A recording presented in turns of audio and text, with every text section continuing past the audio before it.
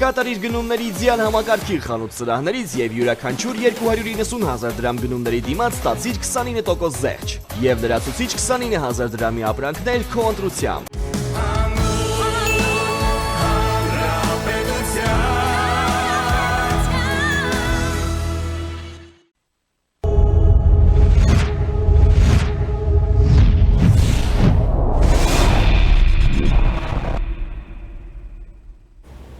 Բարև ձեզ, առաջինի եթերում մանրամասներն են, ես Դավիթ Ստեփանյանն եմ, այսօր իմ հյուրն է Միասնության թեւեր կուսակցության ԱԺ պատգամավորի թեկնածու Շահին Հարությունյանը։ Բարև ձեզ, պարոն Հարությունյան։ Բարև ձեզ։ Պարոն Հարությունյան, ձեր թիվ 1-ը, համար 1-ը, ձեր նախընտրական ցուցակի Արման Թաթոյանը հանդես է գալիս նախընտրական լոզունգով արդարությունն է գալիս։ Մենք բոլորս գիտենք, որ մեր հասարակությունը շարունակում է ունենալ արդարության պակաս, արդարության ծարավ։ Եվ 18 թվականի հեղափոխությունը այս առումով ցավոք այդ պակասը վերջնականապես չի լրացրել։ Իհարկե մենք ունեցել ենք դրական որոշակի միտումներ, փոփոխություններ են տեղի ունեցել, բայց ընդհանուր առմամբ այդ խնդիրը չի լուծվել։ Արդարադատությունը եւ արդարությունը ցավոք շարունակում են կիրառվել ընտրովի, մենք ունենք ընտրովի արդարադատություն, դա մեզ շատ լուրջ խնդիր է մեզ համար։ Մի խոսքով քննադատության տեղը շատ է։ Հիմա հարցս այսպիսինն է. ձեր թիմը ինչպես է պատկերացնում այդ արդարությունը, որը գալիս է, եւ ինչ եք դուք առաջարկում այդ արդարության մասով ընտրողներին։ Ճիշտ դարքում իրականացրեցիք արդարության հետ կապված ու կարծում եմ այստեղ որքան մենք խնդիրներ ունենք մեր պատկերացումների մեջ, որովհետև Հայաստանի անկախությունից ի վեր մենք արդարության նկատմամբ ճիշտ գնահատական չենք տվել ոչ քաղաքական իմաստով, ոչ իրավական տեսանկյունից եւ անգամ ինքներս մեր առաջ։ Մենք ազգովի ունենք խնդիր այս պայծրությամբ, որի մասին պետք է մեջտապես բարձրաձայնենք, միջև խոսենք պետական կառույցների հետ ինստիտուտների արդարադատական համակարգերի գործելու կամ չգործելու մասին, պետք է խոսենք այն մասին, որ մենք մեր հոգում ունենք այսօր արդարության ոչ ճիշտ ընկալումներ։ Սրանով էլ արդեն բացատրվում է այն հանգամանքը, որ մենք կազմում ենք իշխանություններ, ճիշտ չընկալելով թե այդ իշխանությունները ինչպես պետք է իրականացնեն արդարությունը։ Տեսեք, 2018 թվականին, ինչպես դուք նկատեցիք, այդ այսպես կոչված հեղափոխությունը նշենք, առաջնորդը Նիկոլ Փաշյանը խոստանում է իրականացնել արդարություն, արդարադատություն, այսինքն պետությունը դնել իրավական ճիշտ ճանապարհի վրա, բայց ընդհանրապես որոշ ժամանակ անց, կարծեմ ամիսներ անց, գտե 1 տարին դեռևս չէր բոլորել, Նիկոլ Փաշյանը հայտարարեց, որ ժողովուրդը պետք է դուրս գա եւ շրջապատի դատարանները։ Սա խնդիր էր արդարության ընկալման տեսանկյունից եւ մարդիկ, որոնք 2018 թվականին դուրս էին եկել իրապես արդարության համար, արդարության հասնելու համար, պետք է չգնային եւ չշրջապատեին դատարանները։ Սա վկայում է այն մասին, որ մարդիկ ունեն արդարության սխալ ընկալումներ, ինչը բերում եւ հանգեցնում է այս անարդար իրականությանը։ Այո, 2018 թվականից առաջ երկրում տիրում էր անարդարություն, անարդար էր շատ հանգամանքներ, արդարադատությունը ոչ միայն չէր իրականացվում ընտրովի կերպով, այլ նաեւ սխալ էր իրականացվում, որը 2018 թվականին որոշակի այսպես փոփոխություններով շարունակվեց մինչև օրս։ Մենք առաջարկում ենք իրականում, տեսեք, այս մասին խոսելիս դժվար է անգամ նախընտրական փուլում խոստում տալ, որովհետև սա ոչ թե պետք է լինի ինչ-որ մի ընտրական թիմի նախընտրական փուլում կամ որևէ կուսակցության ուժի խոստում, այլ սա պետք է լինի համընդհանուր քաղաքական դաշտում մի երևույթ, որ բոլոր ուժերը անգամ սրա մասին չպետք է խոստանան, որովհետև արդարությունը ամենակարևոր արժեքն է, առանց որի ոչ հասարակությունը եւ ոչ էլ ժողովուրդը երկիրը չի կարող գոյատևել։ Մենք ասում ենք, որ պետք է լինի պետություն, այնպիսի իշխանություններ պետք է լինեն Հայաստանում, որ պետականությունը չծառայեցնեն որևէ մի կուսակցության եւ կամ իշխանության ներկայացուցիչների շահերին։ Մենք այսօր տեսնում ենք, հենց վերջերս տեղի ունեցած դեպքերից, մարդիկ դուրս են գալիս իրենց բողոքի ձայնն են բարձրացնում Նիկոլ Փաշյանի դեմ, նկատի ունեմ այն քարոզարշավների ընթացքում եւ տեսանք մի դեպք, մի ականատես եղանք, երբ որ մարդուն կալանավորել են ինչ-ինչ անհեթեթ մեկնաբանություններով, ու սա իրականում անարդարության ամենավառ դրսևորումն է եւ այդ արդարադատության բացակայությունն է, ինչ որ մենք տեսնում ենք այսօր։ Ժամանակին Նիկոլ Փաշյանը հայտարարում էր, ասում էր՝ դուք 3 միլիոն վարչապետներն եք, անգամ շատ գրեիք կերպով ասում էր կարող եք ոդկով դուրը կառավարության բացել ու մտնել, որովհետև դա ձեր իշխանությունն է, ինչին ի սկզբանե շատերս դեմ ենք եղել այդ խոսույթին, որովհետև պետությունը դրա մասին չի։ Իսկ հիմա մարդիկ ուղղակի մոտենում են եւ իրենց վրթովմունքն են արտահայտում, իրենց բողոքի ձայնը բարձրացնում, նախ նշում են, որ դա կազմակերպված է, չգիտեմ, նախկիններն են արել եւ այլն, վերջում լինում են դեպքեր, որ մարդկանց տանում են կալանավորումների։ Պարոն Հարությունյան, բայց եկեք նաեւ արդարությունից դրդված նորից նշենք, որ առաջ այդպիսի հնարավորություն չունեն մարդիկ, օրինակ Քոչարյանի կամ Սերժ Սարգսյանի տարիներին դժվար է նույնիսկ պատկերացնել, որ սովորական քաղաքացին, շարքային մեզ նման քաղաքացին կարող է մոտենալ պետության ղեկավարին եւ իր խոսքը հասցնել։ Դուք ճիշտ եք ասում։ Հիմա դա կա, չէ՞։ Ճիշտ եք ասում։ Դրա համար 2018 թվականին ժողովուրդը թողենք մի կողմ այն հանգամանքը, որ օրինակ ես կարծում եմ, որ արտաքին միջամտությունները նույնպես եղել են այդ ընթացքում, այդ մասը թողենք մի կողմ, համենայն դեպս հայ ժողովուրդը այդ ժամանակ ոդկի է կանգնել, որովհետև այո, դուք իրավացի եք, նման հնարավորություններ չեն եղել։ Հիմա որոշակիորեն մենք տեսնում ենք, որ այդ իմաստով առաջընթաց կա, բայց ինչ է դրան հաջորդում։ Այո, այն ժամանակ ես էլ շատ անգամներ փորձել եմ ցույց իրականացնել իմ բողոքի ձայնը բարձրացնել, ինձ ուղղակի ձերբակալել են, տարել են, բերման են ենթարկել, 3 ժամ պահել, բաց են թողել։ Հիմա մենք տեսնում ենք, որ այո, հնարավորություն ունի մարդը մոտենալ, խոսել, եթե նախկինում նկատի ունեմ այս նախորդող տարիներին Նիկոլ Փաշինյանի իշխանության պարզապես այդ մարդկանց պիտակավորում էին, հիմա մենք տեսնում ենք, որ ոչ միայն բերման են ենթարկում, այլ նաև տանում են կալանավորման, ընդհանուր մինչև կալանավորման։ Թողեք, տեսեք, այստեղ խնդիրը բարոյական մասով է։ Ավելի լավ է իրականում, ավելի լավ է մարդը չկարողանա մոտենալ, այսինքն ոստիկանությունը պետական համակարգը թույլ չտա, որ մարդը մոտենա իր խոսքը բարձրաձայնի, քան թե թողնեն մոտենա մարդը բարձրաձայնի, բայց ինչ պիտակ ասես մարդուն կպցնեն, ինչ վիրավորանք ասես կպցնեն, վերջում են տանեն կալանավորման։ Սա ժողովրդավարություն չի։ Լավ, ձեր գնահատականը ներկա իրավիճակին ես լսեցի, հասկացա, դուք ինչ եք առաջարկում այնուամենայնիվ այդ արդարադատությունը դուք ինչպես եք պատկերացնում, ես չեմ ասում ձեր նախընտրական խոստումը, ես հատուկ եմ ասում, ինչպես եք պատկերացնում այդ վերականգնված ժողովրդին վերադարձված արդարադատությունը, որովհետև դա ձեր ցուցակի, հա, թիվ 1-ի հիմնական նախընտրական լոզունգն է։ Դա ազնիվ կառավարման մասին է, նախ եւ առաջ։ Որովհետև որ դու գալիս ես իշխանության, դիրապետում ես պետական լծակների եւ ռեսուրսների, եթե դու ազնվորեն կառավարես եւ ազնվորեն օգտագործես քո հնարավորությունները եւ կատարես այն ամեն ինչը ինչ որ սահմանադրորեն քո առջեւ դրված է եւ որի վրա դու երթում ես տալիս, հենց դա իրականում արդարությունն է։ Արդարությունը նա է, երբ որ դու երթվում ես, որ պետք է պահես քո տարածքային, քո երկրի տարածքային ամբողջականությունը ու դու պահում ես տարածքային ամբողջականությունը եւ արդարությունը նա է, եթե դու չես կարողանում կատարես քո խոստումը, պետք է հրաժարական տաս եւ հեռանաս։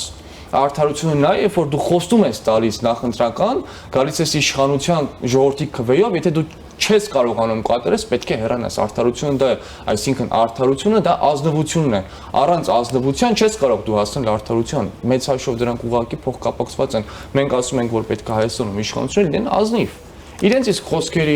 իրենց իսկ խոստումների առաջ եւ ժողովրդի առաջ, ոչ թե մի բան խոստանան ու կան հաջորդիվ խափեն եւ ժողովրդին մյուս կողմից բերեն հիասթափության եւ այս իրավիճակին հասցնեն։ Տեսեք, պարոն Հարությունյան, ես երկար տարիներ հետևում եմ ներքաղաքական իրավիճակին,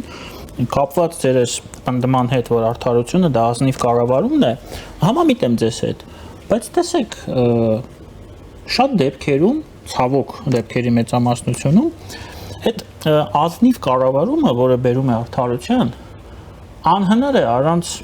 արտաքին գործոնների։ Եվ Հայաստանը ցավոք այն երկիրն է, որը միշտ ինչ որ առումով ունեցել է արտաքին կառավարում։ Եվ 91 թվականից հետո էլ, երբ մենք ստացել ենք անկախություն, մենք երբեք ինքնիշխան չենք եղել։ Նույնիսկ 18-ից հետո, եւ մեր ինքնիշխանությունը ինչ որ առումով սկսել է աճել 22-ից,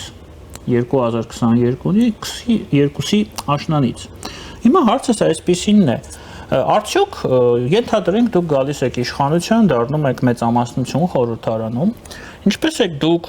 ձևակերպելու ձեր հարաբերությունները, օրինակ Ռուսաստանի հետ, Եվրամիության հետ, ԱՄՆ-ի հետ, Իրանի հետ, Թուրքիայի հետ, բոլոր այդ դերակատարների, ինչու ոչ Ադրբեջանի, որից կախված է այս ճիշտ ազնիվ կառավարումը մեր երկրում։ Ես վստահ եմ, դուք իմ հարցը շատ ճիշտ եք ընկալում։ որովհետև շատ դեպքերում մենք տեսնում ենք, որ նույն օրինակ գործող իշխանությունը, անցյալ իշխանությունները կայացրել են որոշումներ, որոնք միտված էին ոչ թե Հայաստանի Հանրապետության եւ հայ ժողովրդի շահերից, այլ բոլորովին այլ դերակատարներ։ Օրինակ 13 թվականին Սերժ Սարգսյանը բոլորին հայտնի է, մեզ մեկ ստորագրությունով մցրեց մաքսային միություն։ Եվ սա ազնիվ չէր, առնվազն, չէ՞, սա արդար չէր, եւ սա խախտում էր մեր բոլոր օրենսդրական մեր օրենսդրությունը գործող, որովհետև դա կարող է լինել միայն հանրաքվեով։ Հիմա Պուտինը մեզ առաջարկում է հանրաքվե անցկացնել, որպեսզի մենք որոշենք, մենք ուզում ենք ԵԱՏՄ-ում մնալ, թե ոչ։ Խնդրեմ ձեր տեսակետը, ինչպես եք դուք պատկերացնում հարաբերությունները նորից արդարացան տեսակետից այս բոլոր դերակատարների հետ։ Իրականում ես ընդհանուր առմամբ համաձայն եմ ձեր հարց եւ ինչ որտեղ նաեւ պնդման հետ, բայց մի բան կուզեմ ասել։ Դուք նշեցիք, որ 91-ից մինչև օրս մենք չենք ունեցել այդ ամբողջովին անկախություն եւ կամ ինքնիշխանությունը, ինչի հետ ես համաձայն եմ։ Բայց դուք նաեւ նշում եք, որ ինքնիշխանությունը սկսում է աճել 2022 թվականից։ Եկեք առաջինը պարզաբանենք այս միտքը ինչ նկատի ունեք ասելով 2022 թվականից, երբ որ 2022-ից Հայաստանի ղեկավարությունը սկսեց ընդունել ինքնիշխան որոշումներ, որտեղ հաշվի չէր առնվում Մոսկվայի դիրքորոշումը։ Ես կարծում եմ սա ակնհայտ է։ Եթե դուք նկատի ունեք Պրահայում Նիկոլ Փաշինյանի հնչեցրած ելույթը Արցախի հետ կապված, ապա հավելեմ, որ Մոսկվայում Նիկոլ Փաշինյանը հայտնեց եւ հետագայում նաեւ Պուտինի ներկայությամբ դա ասեց, որ բոլոր այդ հայտարարությունները նախապես համաձայնեցրած են եղել Ռուսաստանի եւ մասնավորապես Վլադիմիր Պուտինի հետ։ Այսինքն այդ ինքնիշխանություն կոչված է Նիկոլ Փաշինյանի իշխանություններում շատ խաբուսիկ երևույթ է։ Ու հենց այսօր էլ քիչ առաջ ես նայում էի Խարուզարշավին, ես լսեցի Նիկոլ Փաշինյանի ելույթը, նա հայտնեց, որ բավականին ընկերական հարաբերություններ ունի Վլադիմիր Պուտինի հետ եւ գլուխ էր գովում մարդը, որ ամբողջ այս կառավարման շրջանում 200-ից ավել զանգ է ունեցել Վլադիմիր Պուտինի հետ, դա միայն հեռախոսազանգերի մասներ նշում, ու գլուխ էր գովում, ասում էր, որևիցե մի ղեկավար արդյոք այդքան կապ ունեցել է եւ ընկերական հարաբերություններ ունի։ Պարոն, ես կարծում եմ դուք շատ լավ գիտակցում եք եւ հասկանում եք ինչի է Փաշինյանը նախընտրական շրջանում դա ասում։ Հա, տեսեք, չէ, ես նախորդ միտքը ես որ ասացի, դա նախընտրական փուլի մասին չէր։ Հետևողականորեն Նիկոլ Փաշինյանը այդ մասին խոսել եւ բարձրաձայնել է։ Համենայն դեպս այն մասը, որ նա հայտարարեց, որ Պրահայի հայտարարությունը նախապես համաձայնեցված է եղել Պուտինի հետ, դա չէր նախընտրական շրջանի մասին չէ։ Հիմա գանք բուն հարցին։ Ես հիմա կարող եմ տասնյակ օրինակներ բերել այդ տենդենսի դեպի ինքնիշխանություն, Պրահան միայն մեկն է, բայց եկեք հանգիստ թողենք եւ Նիկոլ Փաշինյանին եւ Պրահային խոսենք ձեր առաջարկների մասին։ Ուղղակի այս այն ոնց որ ասում են անհամաձայնություններ այդ բնդմանը ես ընդունեցի։ Փաստենք ու անցնենք առաջ։ Տեսեք, իրականում յուրաքանչյուր պետություն ու ազգ պետք է առաջնորդվի շահերով։ Դա այն աքսիոմա է, որը քննարկման առարկա չէ։ Յուրաքանչյուր իշխանություն գալով, յուրաքանչյուր մարդ գալով իշխանության պետք է ամբողջովին պաշտպանի Հայաստանի անվտանգային խորհրդի կողմից, անվտանգության խորհրդի կողմից առաջ քաշված այդ հայցակարգերը, անվտանգության դոկտրինը եւ քաղաքականությունը վարի այդպես։ Արդարությունը հենց դա է, ազնիվը հենց դա է։ Ինչ վերաբերվում է հարաբերությունների Ռուսաստանի հետ, ստեղ մենք տեսնում ենք բավականին մեծ եւ խորը խնդիրներ կապված թե Ռուսաստանի եւ թե ՀԱՊԿ-ի հետ, որը վերաբերվում է մասնավորապես 2021 թվականին մայիսին տեղի ունեցած իրադարձություններին եւ դրան հաջորդող իրադարձությունների մասին, ինչպես նաեւ 2023 թվականի սեպտեմբերին Արցախում տեղի ունեցող գործընթացների վերաբերյալ։ Բոլոր այս հարցերը պետք է բարձրաձայնվեն Ռուսաստանի ներկայացուցիչների եւ ՀԱՊԿ-ի ներկայացուցիչների հետ,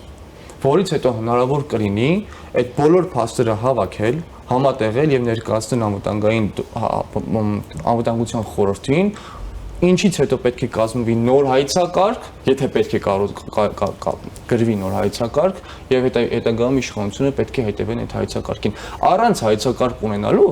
չպետք է իշխանությունները որոշեն, օրինակ վարչապետը որոշի կամ որևիցե մի պաշտոնյա ասի ես այս ուղղությանն եմ գնում, ես այն ուղղությանն եմ գնում։ Դա պետության մասին չէ, պետությունները առաջնորդվում են մոտակա։ Կներեք, ճիշտ եմ։ Նոր հայեցակարգ Ռուսաստանի հետ հարաբերություններում։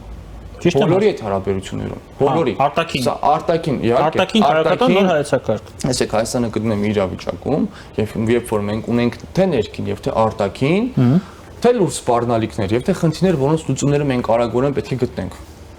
Նոր իշխանությունները պարտադիր կերպով պետք է նստեն եւ քննարկեն թե ներքին եւ թե արտաքին բոլոր հարցերը։ լավ ի վերջո մենք հարցեր չունենք ուղղելու մեր այն ռազմավարական գործընկերներին, որոնք ունեին Հայաստանի առաջ պարտավորություններ, բայց չեն արել, չեն կատարել։ Իհարկե ունենք եւ պետք է այդ հարցերը բարձրաձայնենք, ստանանք պատասխաններ եւ իրականացնենք հետեւություններ։ Ես, եթե ինձ չի դավաճանում հիշողությունը, գիտեմ մեկ երկիր, որը ունեցել է պարտավորություններ, դա Ռուսաստանն է։ Դուք գիտեք այլ երկրներ, որոնք պարտավորություններ ունեցել Հայաստան, օրինակ։ Հապկի երկրները։ Հա, հասկանալի է։ Չէ, իսկ տարանջատենք, որովհետեւ թե Ռուսաստանը առանձին Հայաստանի նկատմամբ ունի պարտավորություններ 97 թվականի համաձայնագրով եւ 97 առանձին 97 թվականի մեծ պայմանագիրը կարիք ունի վերափոխման, վերաձևակերպման, փոփոխությունների, ըստ ձեզ։ Ես նորից կպնդեմ իմ նախորդ միտքը, որ այո, Հայաստանը այսօր պետք է այս խնդիրների մասին բարձրաձայնի։ Տեսեք, ես չեմ կարող ուղղակի այստեղ հարցազրույցի ընթացքում բացառապես իմ ցանկություններն ասել ու դա, այսպես ասենք, փաթաթենք պետության քաղաքականության վրա։ Ես Նիկոլ Փաշինյանը չեմ, որ ուղղակի անպատասխանատու հայտարարություն կանեմ։ Ես կարող եմ ասել, թե ինչ պետք է անի իմ պատկերացմամբ Հայաստանի իշխանությունները այս հարցերը պետք է բարձրաձայնել անպայման։ 97 թվականի պայմանագիրը մենք խնդիր ունենք փոփոխության, թե չէ։ Ես ասում եմ, կան խնդիրներ, որոնք պետք է բարձրաձայնել եւ տեսնել լուծումները տրվում են, թե չեն տրվում։ Բազմիցս նշել ենք։ Եթե Հայաստանը ունի ռազմաքաղաքական գործընկերներ եւ կամ գտնվում են մի ռազմաքաղաքական բլոկում,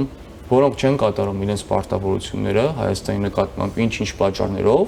այդտեղ Հայաստանը ունի անելիք բարձրաձայնել եւ ստանալ, թե ինչու չեն կատարում ռազմավարական գործընկերները եւ դաշնակիցները իրենց պարտավորությունները։ Եթե պետքա մնաս մի ռազմաքաղաքական դաշինքի մեջ, որը ոչ մի կերպ չի կատարելու քո նկատմամբ ստանձնած պարտավորությունը, մնալու իմաստը ուղղակիորեն կորում է։ Սա Հայաստանի իշխանությունները պետք է այս հարցի վերաբերյալ նամանավանդ իրականացնեն քայլեր։ Իհարկե, այստեղ հիմա դուք կարող եք նշել, որ Նիկոլ Փաշինյանը որոշակի քայլեր իրականացնում է, սառեցնում է հապկում Հայաստանի անդամակցությունը, ես ուզեմ նշել, որ նման իրավական կամ իրավապայմանագրային դրույթ գոյություն չունի, ինչ որ Նիկոլ Փաշինյանը հրամցնում եւ խաբում է հայ ժողովրդին։ Հստակ են, սևով սպիտակի վրա գրված, թե ինչ գործընթացներ պետք է իրականացնել։ Պարզապես կուզեմ նշել, որ սա Նիկոլ Փաշինյանի հերթական, ամբողջավարական, այսպես ասենք, ավելի պոպուլիստական գործելավոճն է նաեւ այս հարցի վերաբերյալ։ Շատ լավ։ Հարցս նաև այսպեսին է, նույն Նիկոլ Փաշինյանի կառավարությունը շատ է քննադատվում Թուրքիայի եւ Ադրբեջանի հետ գծի համար հարաբերություններում, ներկա գծի համար։ Ես կցանկանայի նաև ձեր պատկերացումները հասկանալ, դուք ինչպես եք պատկերացնում Թուրքիայի եւ Ադրբեջանի հետ հարաբերությունները Հայաստանի, ինչպեսի հարաբերություններ եւ ամենակարևորը ինչ ռեսուրսով եւ միջոցներով մենք պետք է կառուցենք։ Հայաստանը պետք է իր նախ հաշվարկի եկող իշխանությունները պետք է հաշվարկեն Հայաստանը թե ինչ ներքին ու արտաքին ռեսուրս ունի, դա իրավացի նկատառում է, որովհետև պետությունները եթե իրապես նորմալ պետություն են, պետք է նախ հաշվարկեն, հետո նոր քայլեր իրականացնեն։ Հայաստանը մենք տեսնենք այս մի 30 տարիների պատմությունը, որ մենք մի քիչ մեր ունեցած հնարավորություններից առաջ ենք ընկել։ Գերագնահատեցինք։ Եվ մեզ գերագնահատում էինք, եւ միայն գերագնահատել չէ, շատ էինք գերագնահատում, թե մեզ ու թե մեր ուժերը, եւ թե մեր անգամ ցանկությունները կարող են նշել։ Եվ շատ էինք թերագնահատում ճշնամի համարվող պետություններին եւ այլոց։ Այսինքն այդ հայ ժողովրդի մեջ այդ միակի ամենալավի, ամենաուժեղի սինդրոմը մեծ բերել հասցրել է նաեւ այսպես ծայրահեղ ծանր իրավիճակի նման կորուստների ու ցավոտ իրականության մեջ։ Սա մենք պետք է հաշվարկենք մեր ուժերը։ Իրականում ես չգիտեմ մի քաղաքական ուժի, որ չի ցանկանում խաղաղություն եւ մենք նույնպես բնականաբար սա այդ ծամծամված ու ծեծված թեման է, մենք նույնպես խաղաղությունը կողմնակիցն ենք, իհարկե ոչ հայ ժողովրդի եւ Հայաստանի պետականության նվաստացման եւ ամեն ինչի զիջման գնով, որովհետեւ մենք գիտենք հենց պատմությունից, պատմության խորքից եկող իրականությունը, ճշմարտությունը, որ երբ որ դու ամեն ինչ զիջում ես, ամեն ինչ պատրաստ ես զիջես, տաս, համակերպվես, հանուն այդ խոստացված խաղաղության երբեք խաղաղություն չի լինում։ Խաղաղությունը լինում է, երբ որ դու գիտես քո իրավունքները որոնք են, ունես ուժ, ներուժ եւ համարձակություն քո իրավունքները պաշտպանելու, այդ ժամանակ հնարավոր է ստեղծել խաղաղություն։ Ադրբեջանի հետ, այո, պատրաստ ենք բանակցել, քննարկել, բայց մյուս կողմից մենք տեսնում ենք, որ այսօր Ադրբեջանը մեր տարածքային ամբողջականությունը խախտում ենք։ Ունենք օկուպացված տարածքներ Ադրբեջանի կողմից։ Մենք ունենք Բաքվում գտնվող գերիներ, սրանք ռեալ այս հանգամանքները եկեք փաստենք։ Մյուս կողմից ունենք Ադրբեջանի կողմից շատ այսպես ագրեսիվ ռետորաբանություն Հայաստանի նկատմամբ, սպառնալիքներ, վիրավորական արտահայտություններ, ինչը այդքան էլ չի վկայում խաղաղություն ձգտող պետության մասին։ Նույնն նաև Թուրքիայի վերաբերյալ նշենք, Թուրքիայի հարաբերությունների քննարկումների նույնպես մենք դեմ չենք, այո, բնականաբար պետք է լինեն քննարկումներ, բայց դա չի նշանակում, որ պետք է մենք ուրանանք հայոց ցեղասպանությունը, ուրանանք եւ մոռանանք, թե ինչ է տեղի ունեցել նախկինում։ Սրանք կարևորագույն հանգամանքներ են, որ պետք է նշենք։ Մյուս կողմից, տեսեք, այսօր Ալիևը սպառնում է Հայաստանին եւ հայ ժողովրդին, ասելով թե դուք պետք է ճիշտ ընտրություն կատարեք, եւ նույնը նկատի ունելով բնականաբար հօգուտ Նիկոլ Փաշինյանի ընտրությանը, եւ նույն մյուս կողմից մենք տեսնում ենք Հական Ֆիդանի Թուրքիայի կողմից Հական Ֆիդանի հայտարարությունները երևի թե ամիս ու կես առաջ, որ ըստ էության բացահայտ աջակցություն իրականացրեցին Նիկոլ Փաշինյանին, սրանք փաստեր են, որոնք մենք անտեսել չենք կարող, որ այս իշխանությունները գտնվում են թուրքական եւ ադրբեջանական, իմ հավելմամբ նաեւ ռուսական իշխանությունների հովանավորության ներքո։ Սրանք պետք է համադրել մեր ունեցած ռեսուրսների հետ եւ հասկանալ, թե հաջորդիվ քաղաքականությունը ինչպես պետք է վարել։ Այսինքն հստակ պատկերացում ինչպես պետք է այդ քաղաքականությունը ձևավորվի, դուք այս պահին չունեք։ Ինչու՞ չունենք։ Դե ես հստակ ասեցի, թե ինչ պետք է Հայաստանի իշխանությունները հաշվի առնեն։ Ռեսուրսները հաշվեցինք, տեսանք, որ Ադրբեջանը հաղթած երկիր է, այս պահին ունի շատ ավելի հզոր բանակ, քան մենք։ Թուրքիան ՆԱՏՕ-ի անդամ է, 90 միլիոն բնակչություն ունեցող, եւ Հայաստանի հետ նույնիսկ համեմատել չի կարելի, եւ մենք պետք է այդ երկու երկրների հետ կառուցենք հարաբերություն զիջում չտալով։ Դա հասկացանք։ Հիմա ինչպես դա անել։ Բայց մենք արդեն զիջել ենք այն ինչ որ պահանջվում է։ Ես չեմ ասում, պարոն Հարությունյան, պետք է նորից զիջենք։ Ես ուզում եմ հասկանամ ինչպես դա անել։ Հիմա Նիկոլ Փաշինյանը եւ քաղաքացիական պայմանագիրը մենք կարող ենք համաձայնվել, ենք չհամաձայն, իրենք ասում են ինչպես։ Իրենց պատկերացումով կիսվում են։ Հիմա ես ուզում եմ ձեր պատկերացումները իմանալ, որպեսզի ձեր ընտրողը հասկանա ինչ սպասել ձեզանից, եթե դուք դարձաք իշխանություն Թուրքիայի եւ Ադրբեջանի հետ հարաբերությունը, որովհետեւ սա մեզ համար չափազանց կարեւոր է։ Այդ թվում նաև ձեր կողմից նշված Ռուսաստանի հետ հարաբերությունների համատեքստում սա մեզ համար էգզիստենցիալ խնդիր է։ Ճիշտ է։ Դրա համար ես ուղղակի խնդրում եմ ձեզ ձևակերպել ձեր հստակ մոտեցումը, ինչպես դա անել։ Ես քիչ առաջ նշեցի։ Հաշվեցինք ռեսուրսները, տեսանք, որ Թուրքիան եւ Ադրբեջանը տասնյակ անգամներով ռեսուրսները ոչ, ինչի որ ես ասացի Հայաստանի տարածքային ամբողջականությունը խախտված է Ադրբեջանի կողմից, ինչի դա չենք նշում։ Ինչի չենք նշում, որ այսօր Բաքվում կան գերիներ։ 200 կիլոմետր Հայաստանի տարածքից այս պահին օկուպացված է, գիտենք դա։ Շուրջ 30 տարի, 91 թվականից մինչև այս վերջերս, այս մինչև թուրքական ադրբեջանական հարցերի առաջ գալը, ինչքան խոսում էինք Հայաստանի անկախությունից, ինքնիշխանությունից, կախված վիճակից դուրս գալուց Ռուսաստանից, մեզ այսպես հրամցնում էին, ասելով թե Ռուսաստանը միջուկային պետություն է, դուք ձեր իրավունքները, մենք ձեր իրավունքները պետք է զիջենք, մենք պետք է գլուխներս կախ ապրենք, որովհետև նա միջուկային պետություն է, մենք չգիտեմ, տնտեսությունից կախված ենք, մեր միլիոնավոր մարդիկ ապրում են Ռուսաստանում, դուք պատկերացնում եք, ներողություն, դուք պատկերացնում եք, ասում են Ռուսաստանը ձեռը քաշի, Արցախը կկորցնենք։ Մնացինք, մեզ սպայեցին, չէ՞, թույլ չտվեցին, չէ՞ որ մենք այդ կախվածությունը թույլատնենք։ Հենց դարձավ ընդհակառակը, հակառակ պատկերը։ Մենք կորցրեցինք այդտեղ մնալը, որովհետև մենք բալանսավորում չիրականացրեցինք, մենք ալտերնատիվ հնարավորություններ չունեինք, որ երբ որ ռուսները մեզ չէին օգնում ըստ իրենց պայմանավորվածությունների, օրինակ Արցախում ռուսական խաղաղապահները տեղակայված էին, չի տեսանք, չէ՞ ինչ եղավ, բայց կար, չէ՞ հստակ, թե ինչ պետք է իրականացվի։ Մենք փորձենք ալտերնատիվ լուծումներ գտնենք, չունեինք հնարավորություն, որովհետև մեզ այդ բանի մեջ էին դնում։ Հիմա էլ փոխվել է բանը, ասում են Թուրքիան ու Ադրբեջանը։ Չէ, եթե մենք 30 տարի մնացինք այդ ռուսական վախի ներքո, հիմա էլ ինչ ադրբեջանա-թուրքական վախի ներքո պետք է լինենք։ Ո՞վ է դա ասում։ Դա ինչ։ Ո՞վ է դա ասում։ Հենց այդ հարցի պնդումն է այդպեսին։ Ո՞վ է ասում, որ մենք պետք է Թուրքիայից եւ Ադրբեջանից կախված լինենք։ Իհարկե, չէ, այսօրվա Նիկոլ Փաշինյանի քաղաքականությունը դրա մասն է։ Դուք ասում եք, որ Նիկոլ Փաշինյանը ներողություն, դուք ասում եք, որ Նիկոլ Փաշինյանը եւ քաղաքացիական պայմանագիրը առաջ են քաշում ինչ որ մի կերպ հարաբերություններ կարգավորելու տարբերակ։ Մենք ասում ենք, որ այո, հարաբերությունները ինչ որ մի կերպ չէ, հստակ պետք է կարգավորումներ լինեն, մի րոպե։ Բայց միջև այդ կարգավորումները պետք է հասկանանք, արդյոք Ադրբեջանը ցանկանում է իրականում այդ կարգավորումներին, թե ոչ։ Ես ես ասում եմ, որ այսօր կան գերիներ Ադրբեջանում պահվող։ Ես ասում եմ, որ Հայաստանը օկուպացված է Ադրբեջանի կողմից 200-ից ավել քառակուսի կիլոմետր։ Եվ ես ասում եմ, որ այլևս ամբողջ օրը հայ ժողովրդին վիրավորում է ու սպառնում է։ Ես կարծում եմ, որ սա կարգավորման գնացող եւ խաղաղություն ձգտող առաջնորդի եւ երկրի կեցված չի առնվազն Հայաստանի նկատմամբ։ Եվ ես կարծում եմ, որ Նիկոլ Փաշինյանը խաբում է հայ ժողովրդին, որ ինքն ասում է ես գտել եմ ճանապարհը կարգավորման։ Ոչ, Նիկոլ Փաշինյանը Նիկոլ Փաշինյանը խաբում է։ Ես չեմ ուզում Նիկոլ Փաշինյանի պահվածքը ես կքննարկեմ ԿՊ-ի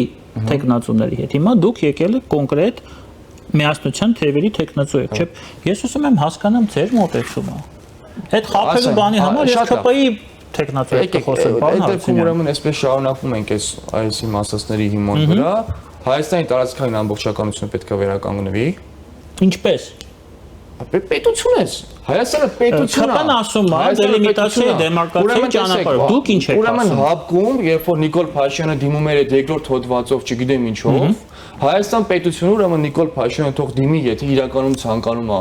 ուրեմն process, թող դիմի հապկին, ասի որ ժողովուրդ դուք 4-րդ հոդվածով պարտավորություն եք Հայաստանի նկատմամբ։ Հապկը չի ճանաչում Հայաստանի Հանրապետության սահմանները, այդ մասին ասվել է ուղիղ կերպով։ Ինչպես դիմի։ Ինչ է նշանակում չի ճանաչում։ Գործընթաց թող իրականացնի։ Բա ինչ են սարսել անդամությունը։ Սարսել չի է։ Թող գնաց մի հատ եկեք քննարկենք այդ հարցը։ Սարսելը հոգուտ Ռուսաստանի իրականացած քոլ։ Մյուս կողմից ոչ ներողություն։ Սարսել նորից եմ կրկնում իրավախաղական եւ իրավապայմանագրային դրույթ այդպես չկա։ Այսինքն ինքը ասում է քաղաքական իմաստով դեմագոգիայով է զբաղվում, պոպուլիստական ասում է ես դուրս եմ գալիս, հա սարսնում եմ։ Դուք առաջարկում եք նորից դիմենք հապկին, այդ հարցը բարձրացնենք։ Ես առաջարկում եմ հետամուտ լինել Հայաստանի ազգային ու պետական շահերին եւ այն Համարադրությանը ինչի վրա Նիկոլ Փաշինյանը երթում է տվել եւ ես ասում եմ որ յուրաքանչյուր իշխանություն ով գալիս է եւ երթում է տալու այդ համարադրության վրա պետք է կատարի Եթե չի կարողանալու կատարի այդ պարտավորությունը, արդարությունը նա է, որ պետք է ուղղակի հրաժարական տա ու գնա։ Այս մարդը չի կատարում եւ ես հաջորդ իշխանություններին ով էլ որ լինի, մենք կլինենք մյուսը կնի թե մյուսը, նույնը ասելու եմ, որ եթե դու գալիս ես, ձեռքը դնում ես այդ համադրության վրա հպարտ երթում ես տալիս, որ դու կատարել ես համադրության պահանջները, ուրեմն պիտի կատարես այդ պայմանները։ Եթե չես կարողանալու վախենալու ես ռուսից, թուրքից, իսպանացուց եւ մնացած Մոզամբիկի ժողովրդից, ուրեմն մի արի ու մի երթվա այդ համադրության վրա։ Կատարի սա պետությունը հստակ ներողություն, հստակ սահմանադրություն ունեցող, հստակ տարածքային ամբողջականություն ունեցող եւ ինչ ասում ես ես էլ մի հատ շատ կարևոր բան է, հայ ժողովրդի մեջ հենց մծրեցին էս արհեստական վախը, որ արդեն դարձել է որ մարդը խոսում է տարածքային ամբողջականության մասին, դա դիտում են որպես սպառնալիք, նոր ագրեսիա, նոր պատերազմի վտանգ։ Դե նույն տրամաբանությամբ ներողություն 1915 թվականին, երբ որ ցեղասպանություն իրականացում, միտեղ ցեղասպանում են հայ ժողովրդին, մյուս մնացած հատվածն ասում են դա մեզ չի վերաբերվում, ու այդպես շարունակ։ Հասանք այսօր մեր ժամանակը ավարտվում է, դրա համար վերջի հարցը։ Դիմում ենք հապկին, այլ ճանապարհ ունեք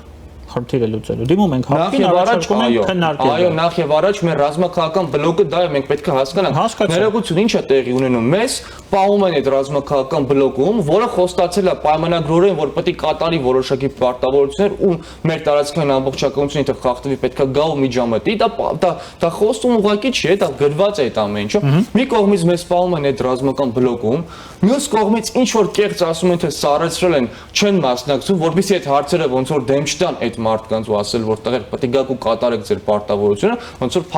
փախուստի են դիմում հոգուտ նրանց, մի կողմից էսպես է, մյուս կողմից մենք չունենք այդ աջակցությունը ինչը պետք է լինի, մյուս կողմից էլ չեն կա Հայաստան այսպես չի կարող փնտրել այլ ռազմաքաղաքական բլոկների հետ հարաբերություններ կամ ստեղծել կամ խորացնել, ինչի որտեվ դու գտնվում ես արդեն մի ռազմաքաղաքական բլոկի մեջ, ընթացակարգը հստակ է, եթե պետք է չկատարեն, ուրեմն պետք է Հայաստանը հստակ քայլեր իրականացնի, պարզելու եւ հետագա քայլեր իրականացնելու, այնուհետեւ փնտրելու նոր ռազմաքաղաքական բլոկներ։ Այսինքն դուք կարծում եք, որ հապկում ՀՀ անդամակցությունը սառեցվել է ի օգուտ Ռուսաստանի։ Իհարկե։ Ճիշտ եմ հասկանում ձեզ։ Ոչ միայն Ռուսաստանի, այդ պատասխանատվության անդամ պետությունների, որտեղ օրինակ Հայաստանը մի հատ նորմալ մարդ ուներ ղեկավար, այսինքն շահերով հետապնդվող, կգնար կասեր ժողովուրդ, մի հատ եկեք, այս կետով 92-ին էս պայմանագիր ունենք կնքել, 2002-ին կազմակերպությունն է ստեղծվել, գողությունի 4-րդ հոդված։ Դուք այս 4 հատվածը կատարում եք, թե չեք կատարում։ Ինչ պետք է ասեն այդ մարդիկ, չէ՞։ Ես էլ կարծում եմ, որ Նիկոլ Փաշյանը ասում է, ես սարսնում եմ, չեմ գալի ձեր նիստերին, որպեսզի ես վատ հարցերը չդնի Ռուսաստանի եւ մյուս երկրների Ես հասկացա ձեր տրամաբանությունը, շատ շնորհակալ եմ ձեզ, պարոն Հարությունյան։ Մեր հյուրն էր Միասնության թևեր կուսակցության ազգային ժողովի падգամավորի տեխնացու Շահեն Հարությունյանը, քիչ անց մենք կվերադառնանք եւ կշարունակենք մեր եթերը։